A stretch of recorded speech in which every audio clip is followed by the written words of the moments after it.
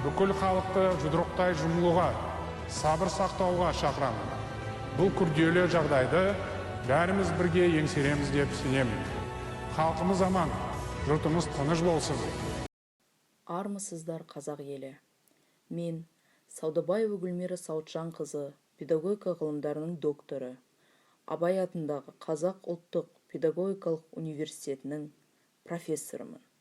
Дүние жүзі бойынша сабырлық талап ететін уақытта ең алдымен халқымыздың батырларына, яғни аянбай еңбек етіп, адам жанын сақтауға өз жандарын салып жатқан дәрігерлерге алғыс айтқым келеді. Армысыздар, біз Қазақ ұлттық педагогикалық университетінің тарих және құқық факультетінің студенттері еліміздегі COVID-19 пандемиясының салдарынан қашықтықтан оқыту жүйесіне көштік. Бұл мүмкіндікті берген президентіміз Қасым-Жомарт Тоқаевқа, университет ректоры Тахир Оспанұлына алғысымызды білдіреміз.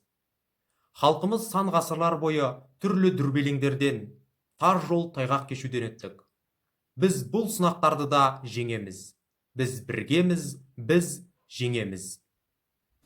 Этим видео мы хотим запустить цепочку благодарности тем людям, которые сейчас спасают чьи-то жизни, спасают наше будущее и наших родных. Through this video, we want to convey our thanks our doctors who are now saving people's lives, our country and our future. They risk their lives every day. Thank you. Biz birgemiz.